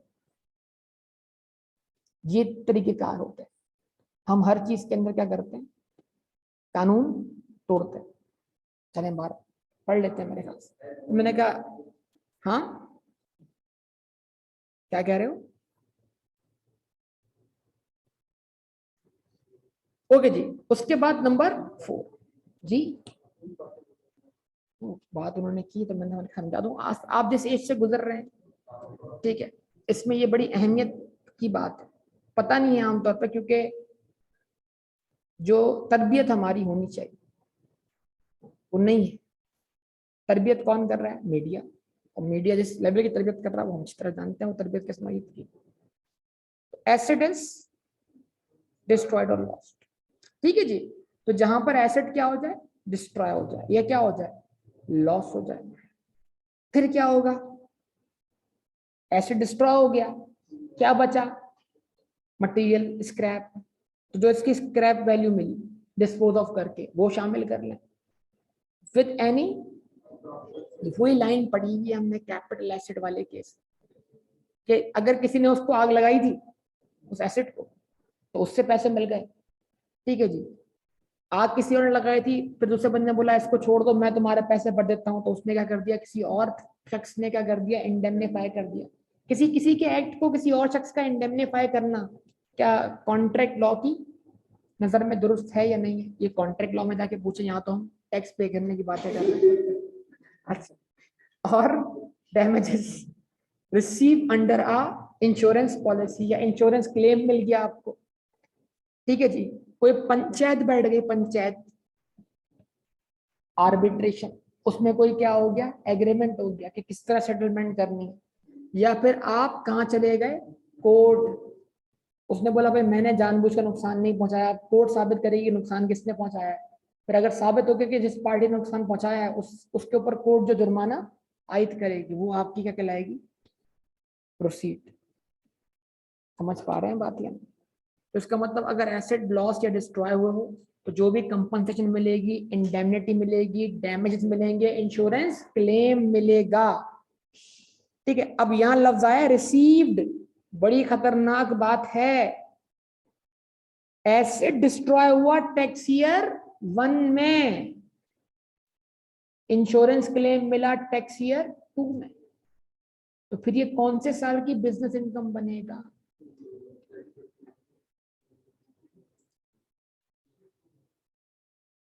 क्या करें, इसका क्या करें? अब इसके दो तरीके हो सकते हैं, लॉ ने इसको वजाहत नहीं किया।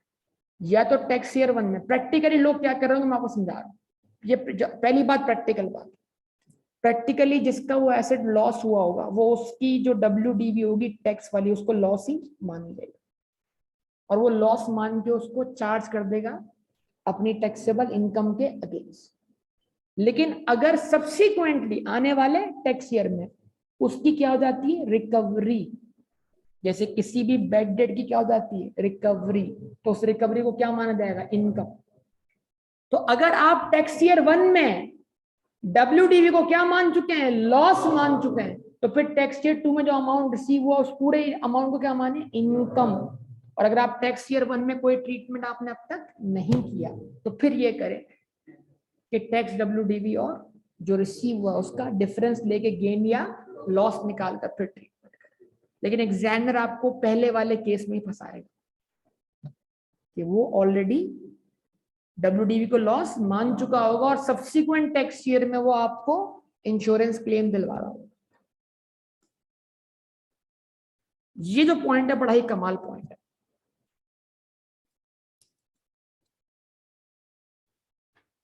मैंने कहा ये जो पॉइंट है बड़ा ही कमाल पॉइंट है।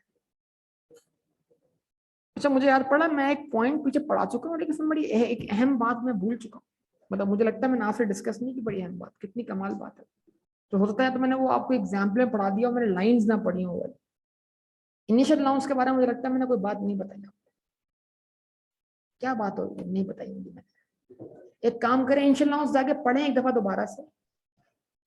इनिशियल अलाउंस आप दोबारा जाके पढ़ें और वहां सोचें कि क्या ऐसी अहम बात है जो मैंने आपको नहीं पढ़ाई।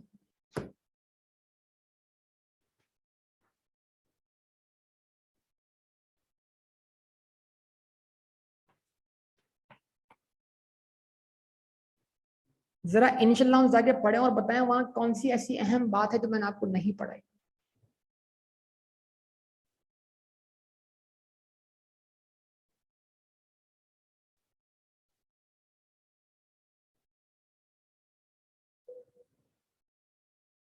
इनिशियल अलाउंस कौन से साल में क्लेम करना, ये जुमला हमने पढ़ा था। वो जुमला पढ़े, कोई भी पढ़े आप में से एक शख्स बावाज़ बुलंद पढ़े, अरीब पढ़ लेगा मेरे पास। कमर्शियल प्रोडक्शन और place into service which ever is earlier, ये वाला जुमला जरा पूरा गौर से पढ़िएगा। हाँ शुरू से तो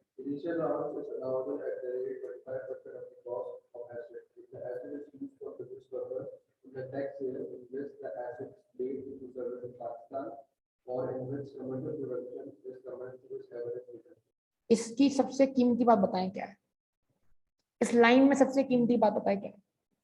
पेज नंबर बताना, मैं जरा लौट कर आ जाऊँ उसको। वो तो आपका पेज है, मैं सबको बता रहा था, मेरे पास भी वही पेज है 247।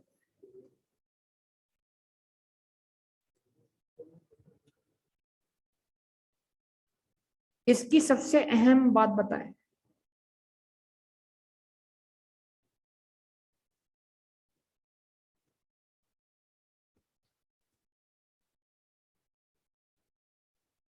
आसान करते बोलते सर चैप्टर का। इस लाइन की सबसे अहम बात है पाकिस्तान। पाकिस्तान बताना भूल गया ना, पाकिस्तान को अंडरलाइन कर, वो तो वैसे ही अंडरलाइन हुआ है, पाकिस्तान को डबल अंडरलाइन करना।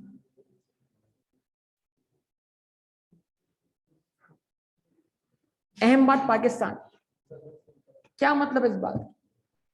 एक और बात मतलब नहीं नहीं, एक और बात है, अगर आपका बिजनेस का एसेट हो लेकिन बिजनेस की कोई ब्रांच पाकिस्तान से बाहर हो, बाहर आपने एक प्लांट मशीनरी इंस्टॉल किया है और आपका बिजनेस कौन है? रेजिडेंट पर्सन, तो ना सिर्फ आपको अपनी पाकिस्तान वाले बिजनेस पर बल्कि अपनी फॉरेन सोर्स ब्रांच वाली इनकम पर भी टैक्स देना है। अगर टैक्स पाकिस्तान के लॉ के हिसाब से देना है तो फिर वो फॉरेन सोर्स जो ब्रांच वाली इनकम है वो भी कौन से लॉ के हिसाब से कैलकुलेट करनी है? पाकिस्तान, जब वो पाकिस्तान के टैक्स लॉ के हिसाब से कैलकुलेट करनी है तो टैक्स एक्शन भी क्लेम करनी है। तो वो एसेट जो कहां place into service outside Pakistan, उस पर आप इनिशियल अलाउंस क्लेम नहीं कर सकते, यानी उस एसेट पर आप सिर्फ और सिर्फ नॉर्मल टैक्स डेप्रिसिएशन ही क्लेम करेंगे। ये चीज ध्यान में रखिए, ठीक। ऐसा कब होगा? जब आपके बिजनेस की कोई ब्रांच पाकिस्तान से बाहर हो और वहां भी आपके डेप्रिशिएबल एसेट्स क्या हो रहे हो? इस्तेमाल हो रहे हो, तो वो कहां प्लेस इनटू सर्विस है? ख्याल रखिएगा इस बात का।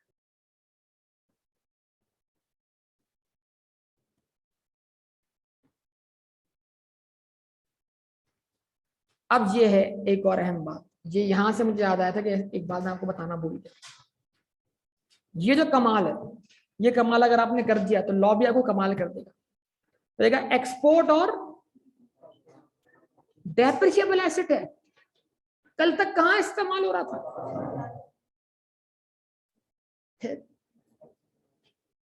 अब आपने एक्सपोर्ट कर दिया कहां पर? आउटसाइड। मतलब सोचे आपकी इस्तेमाल की भी चीज कोई और इस्तेमाल कर, ठीक है जी।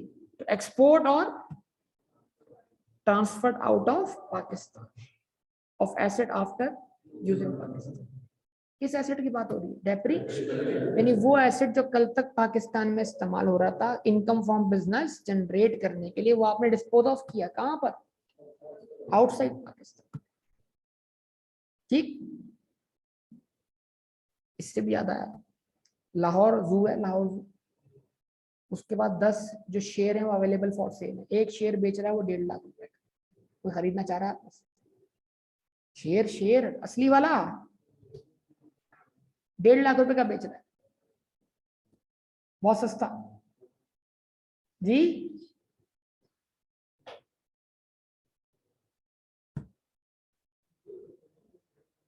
जी नहीं नहीं वाकई। अरे आप मेरी बात तो मजाक समझो, नहीं अच्छा मुनासिब हालात,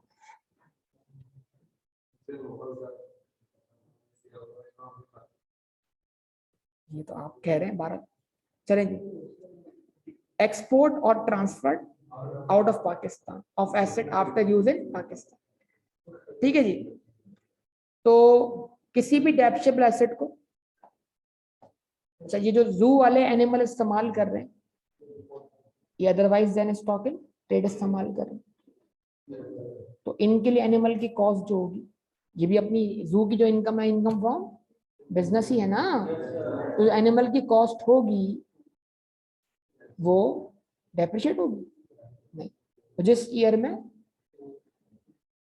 वो डाई हो जाए, डेथ हो जाए उसकी या परमानेंटली यूज हो जाए, उस साल उसको डिस्पोज ऑफ माना जाएगा, ठीक है। तो फिर उसकी कॉस्ट में से जो सेल प्रोसीड मिलेगी। अब क्या पता पंजाब में जो है शेर की बिरयानी ना आ जाए, ठीक है, भारत नहीं, शेर, गधे की बिरयानी के बाद शेर की बिरयानी। चले, तो एक्सपोर्ट की हम बात कर रहे थे, तो क्या करना है भाई, ये क्या लिखा हुआ है, original cost of the asset. ये क्या क्या मतलब, हम तो टॉपिक से बिल्कुल हट गए, हमें पता ही नहीं हम पढ़ क्या रहे हैं। हमारा टॉपिक ये चल रहा था कि डिस्पोजल के वक्त, सुन तो लें, डिस्पोजल के वक्त कंसीडरेशन रिसीव किसे माना जाए। आपको पता भी नहीं आपके साथ क्या मजाक हो रहा है। वो कह रहा है अगर आप एसेट को एक्सपोर्ट करने में क्या हो गए, कामयाब हो गए, आवाज नहीं आ रही, तो फिर आप जो एक्चुअल सेल प्रोसीड है उसको छोड़ दें, जितने का आपने एसेट परचेज किया था उसी कॉस्ट को क्या मानना है, सेल प्रोसीड। फर्स्ट चले मिसाल लेते हैं, वर्बली कर लेंगे ना, आप कैलकुलेटर टाइप करें कैलकुलेटर। मैं जो बोल रहा हूं उसको जरा क्या करें, ध्यान में रखिए आपने, और ये आया भी है सवाल, अटेम्प्ट भी दी हुई है, तो मैं चाह रहा हूँ आप खुद से कर लेंगे, तो आपके सामने आ जाएगा, लेकिन मैं वर्बली आपको बता रहा हूँ कैलकुलेटर पर आप टाइप करें। कॉस्ट प्लांट की 1 मिलियन, ठीक है बेटा, कितनी, इनिशियल अलाउंस 25%, बचा है इसका 75%।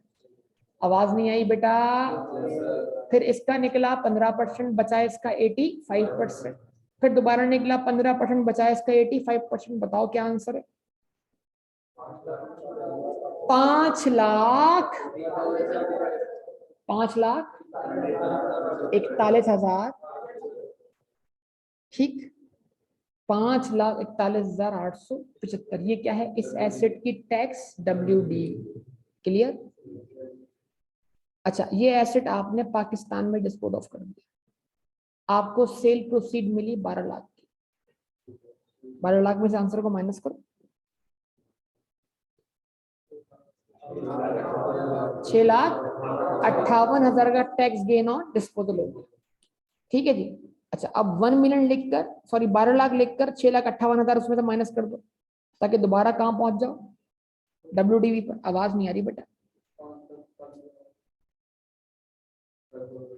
WDV दोबारा पहुंच गए, कंफर्म सब पहुंच गए, नहीं पहुंचे, पहुंच गए। अच्छा, अब फर्ज करें कि एसिड आपने पाकिस्तान में नहीं बेचा, पाकिस्तान से बाहर एक्सपोर्ट कर दिया, तो अब सेल प्रोसीड 12 लाख नहीं है, इसकी ओरिजिनल कॉस्ट है 10 लाख। 10 लाख,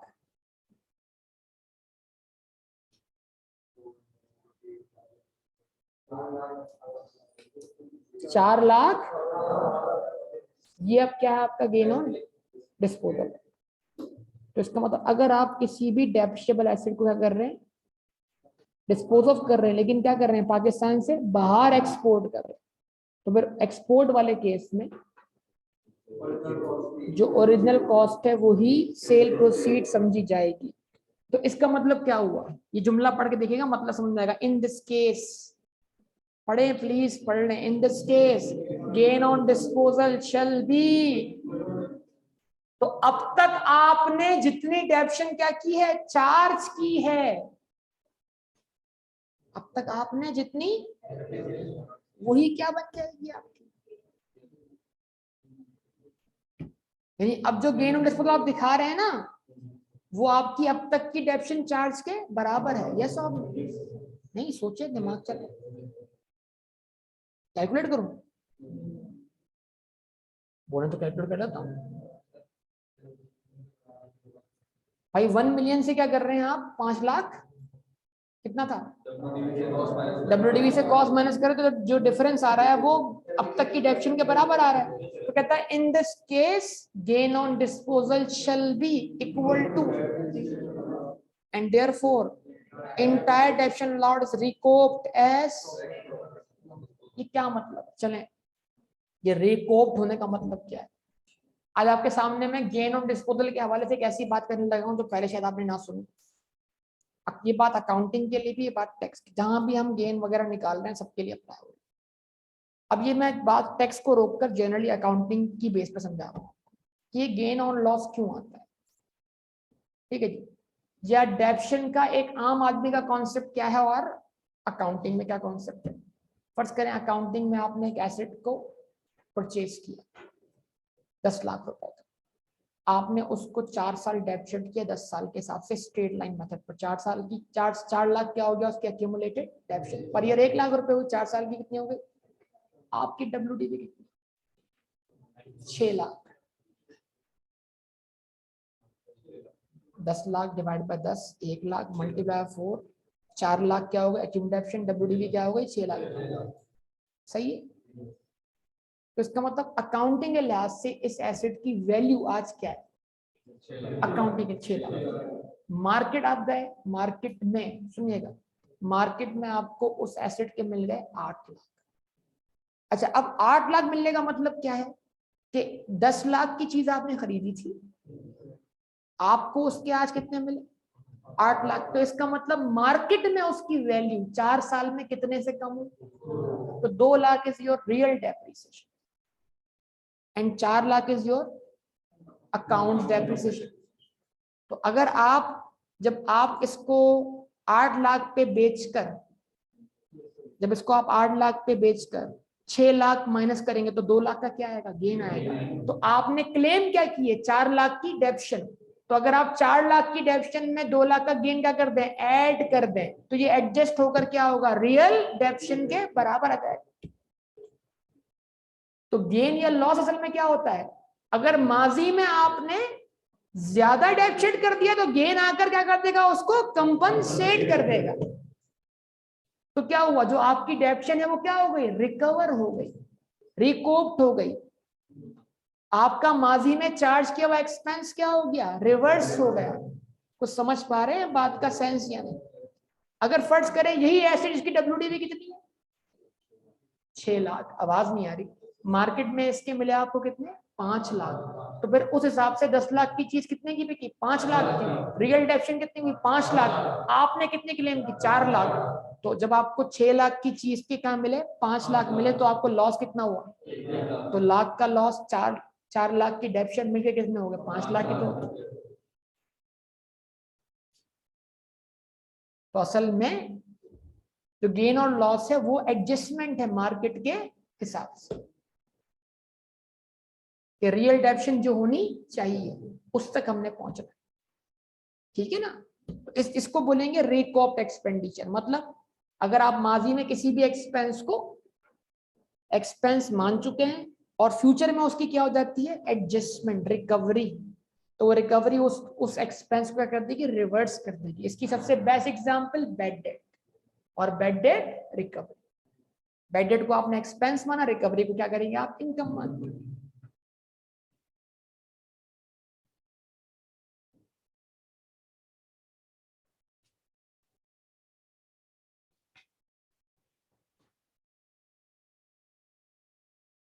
इसमें एक और इम्पोर्टेंट एरिया आ रहा है।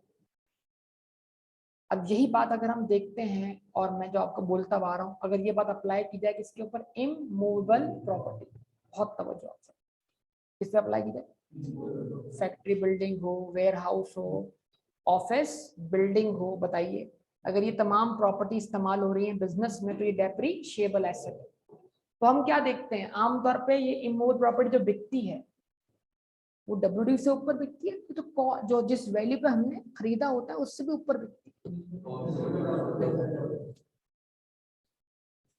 समझे बात या नहीं। तो इसका मतलब टेक्निकली जो इमूवेबल प्रॉपर्टी बिकती है आमतौर पे वो आपकी खरीदी हुई कॉस्ट से भी ऊपर बिकती है। तवज्जो दरकार होगी, बहुत ज्यादा इंपॉर्टेंट बात कर रहा हूँ। तो फिर तो लेकिन आपने उसको अकाउंटिंग में क्या किया हुआ है डेप्रीशिएट किया हुआ, उसको देखें वो कॉस्ट से भी ऊपर बिक रही है और आप उसको डेप्रिशिएट करते करते नीचे ला रहे हैं। तो अब आज जब वो डिस्पोजल होगी तो डिफरेंस बहुत ह्यूज अमाउंट बन जाए। तो इतना बड़ा ह्यूज अमाउंट डिफरेंस बन के गेन ना बन सके, इसलिए इसकी भी डिस्पोजल का तरीकेकार अलग तरीके से बताया और समझाया गया है। आपने इससे पहले क्या पढ़ा आप एक्सपोर्ट वाले केस में आपने क्या पढ़ा कि आपको कॉस्ट को सेल प्रोसीड मानना है।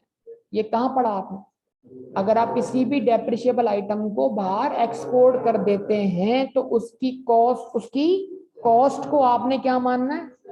अब अगली बात पढ़ रहा हूं मैं, सुनिएगा गौर से, मैं लाइन नहीं पढ़ रहा, जबानी बता रहा हूं। अगर आप कोई भी इमूवेबल प्रॉपर्टी जो कि आपके बिजनेस यूज में है, यानी क्या है, डेप्रिशिएबल, उसको डिस्पोज ऑफ करते हैं कॉस्ट से भी अबव वैल्यू पर, कॉस्ट से भी अबव वैल्यू पर, कॉस्ट से भी, तो फिर उसकी जो सेल प्रोसीड है उसको कॉस्ट माने।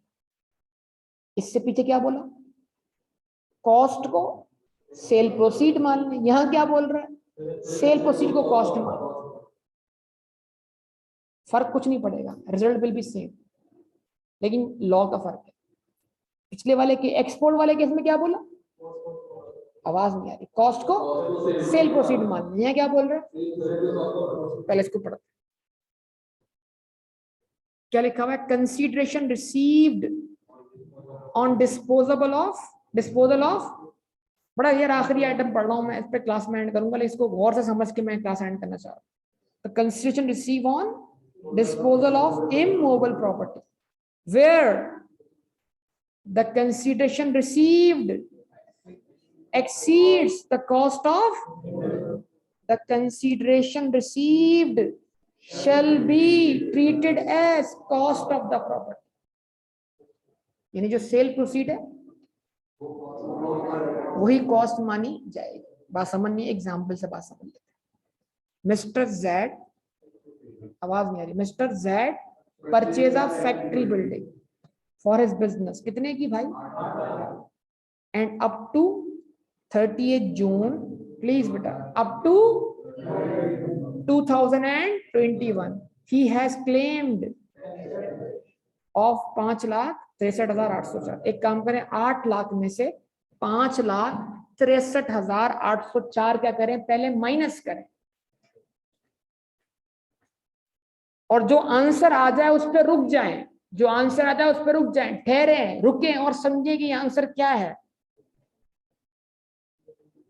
WDV प्रॉपर बोले, आप टैक्स पढ़ रहे हैं, टैक्स WDV सही है, टैक्स WDV कितनी है भाई बताइए, ऑनलाइन वाले तो, यानी मैं यहाँ पर बल्कि एक काम करता हूँ ना, ये आपके सामने, इनके सामने रख दूंगा तो ये अब देखते रहेंगे। यानी 8 लाख रुपए क्या है, कॉस्ट है, इसमें से लेस कर दिया मैंने 5,63,804 रुपए, जो अब तक की टैक्स डेप्रीसिएशन है। तो आंसर क्या आया, 2,36,196। ये क्या है, टैक्स WDV। आज इतने सालों बाद, 20 साल बाद, 30 साल बाद, जब भी आप इसको बेच रहे हैं तो ये बिल्डिंग बिक रही है कितनी, अब देखिएगा 28 लाख क्या है इसकी सेल प्रोसीड, और 2,36,196 क्या है इसकी। अब जरा देखिएगा जो होने जा रहा है उसको जरा दिमाग में सोचिएगा। अगर मैं इस गेन ऑन डिस्पोजल को नॉर्मली कैलकुलेट करूं तो मैं 28 लाख को रखूंगा, बोले बेटा क्या रखूंगा, सेल प्रोसीड्स, इसमें से माइनस करूंगा टैक्स WDV, तो गेन ऑन डिस्पोजल आएगा 25,63,000, यानी उतना गेन आया जितनी कॉस्ट भी नहीं थी, उतना गेन आया जितनी कॉस्ट भी नहीं थी। तो जितनी कॉस्ट भी नहीं थी आप उसको डेप्रिशिएट भी आपने उतना नहीं किया, तो ये तो बहुत ज्यादा गेन। इस तरह तो आप सोचे कि चीजें जो आपने माजी में 10 लाख, 8 लाख, 5 लाख में खरीदी थी, आज वो करोड़ों में पहुंच चुकी हैं। तो फिर ये तो महंगाई का इफेक्ट है ना, असल इन रियलिटी तो ये महंगाई का इफेक्ट है ना। तो फिर उस हिसाब से इधर आपको दी जा रही है कंपनसेशन। वो बोलते हैं कि इस केस में, जहां ये सिर्फ किसके लिए पढ़ रहा हूं ये केस, इमूवेबल प्रॉपर्टी एक्सपोर्ट करने का मूड तो नहीं है ना आपको, और इसे बिल्डिंग उठा के सर अमेरिका भेज दें, ये वाला मामला तो नहीं है ना। मतलब ये ऐसा ना हो कि आप बोले सर अगर इसको भी एक्सपोर्ट कर दे तो फिर क्या करेंगे, है भाई नफीस, ऐसा कोई इरादा तो नहीं है नफीस। अच्छा, मैंने कहा क्या पता नफीस बिल्डिंग भी एक्सपोर्ट करना चाह रहा हो, तो बताने का मतलब बिल्डिंग तो एक्सपोर्ट नहीं हो सकती, हाँ बिल्डिंग अपनी कॉस्ट से अबव वैल्यू पे बिक सकती है। अगर ऐसा हो तो फिर लॉ क्या कह रहा है, सुनिएगा तवज्जो से।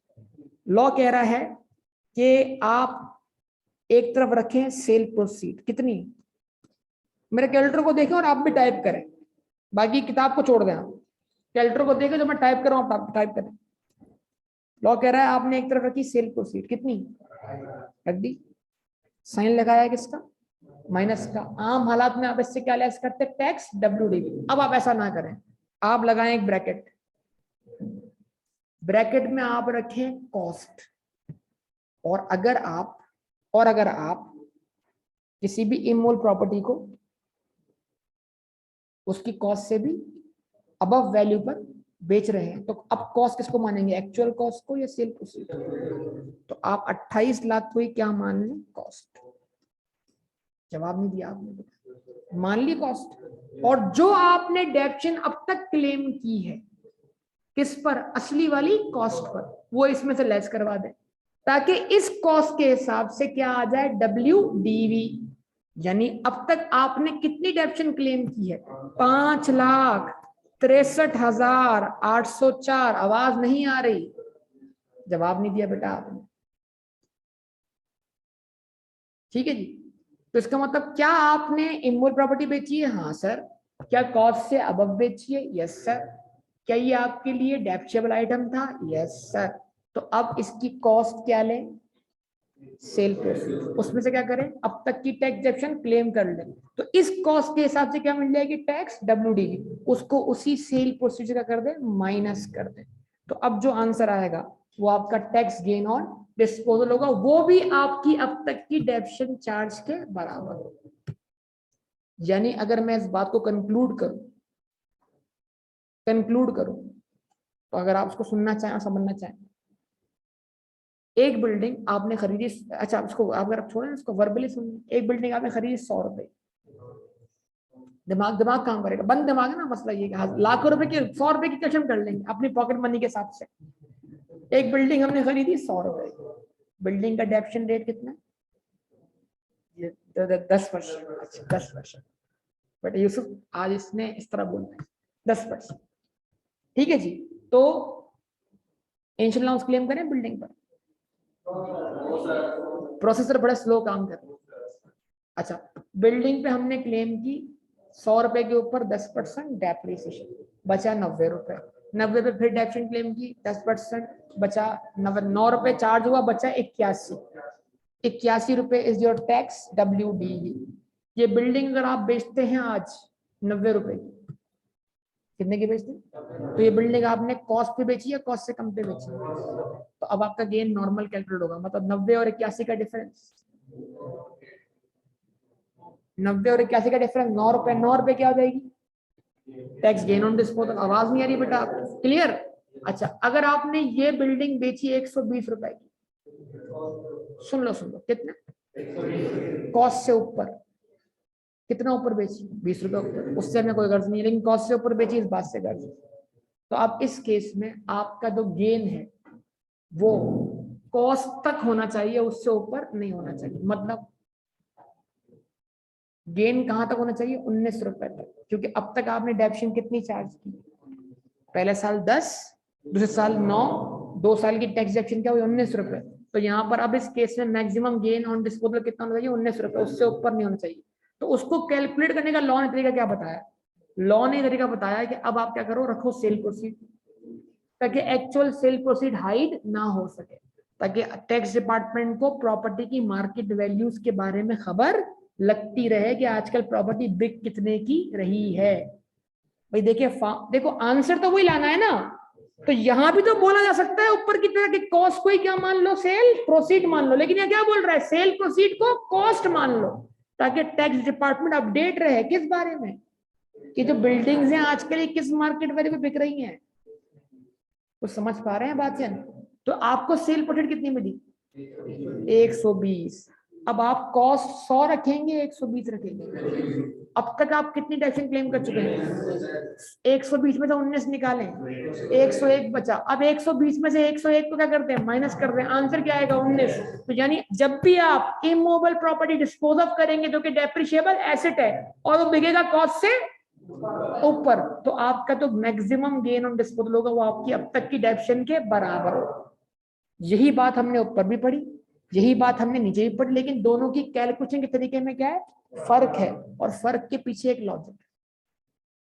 वहां कहता है कॉस्ट को सेल प्रोसीड मानो, यहां कहता है सेल प्रोसीड को कॉस्ट मानो। नहीं, बात समझ नहीं है।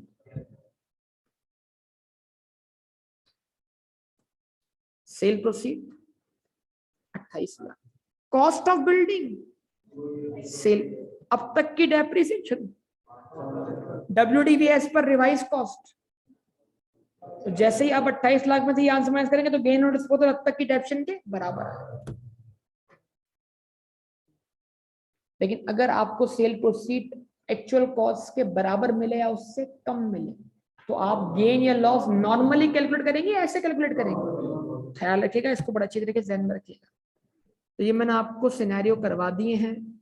अब ये तमाम सिनेरियो करने के बाद हम एक बड़ा कॉम्प्रिहेंसिव क्वेश्चन करने के लिए क्या हो गए, तैयार हो गए। और ये पूरा डेप्शन का क्वेश्चन है 12.3। ये अगर हमने कर लिया तो हम काफी हद तक इनकम फ्रॉम बिजनेस कैलकुलेट करने के लिए क्या हो जाएंगे, तैयार हो चुके होंगे। 12.3 आपने ट्राई करना है। इसमें रेस्ट्रिक्टेड कॉस्ट भी आ रही है, बिल्डिंग भी आ रही है, तमाम जो बातें अब तक आपने पढ़ी है समझने उसमें आ रही है। ये पढ़कर जो भी हमने इस चैप्टर में पढ़ा है तकरीबन सब कुछ इस एग्जाम्पल पे क्या होगा, कंक्लूड होगा। अब इतने बड़े क्वेश्चन को मैनेज कैसे करना है उसकी प्रेजेंटेशन आपने सीखनी होगी, वो तो मैं आपको जरूर मैं खुद ही सॉल्व करके बताऊंगा। लेकिन इसका मतलब ये नहीं है कि आप उसको खुद ट्राई ना करें। आप सोचें कि आपके लिहाज से प्रेजेंटेशन क्या होनी चाहिए जो आपने अब तक सीखा। ठीक, क्लोज करते हैं।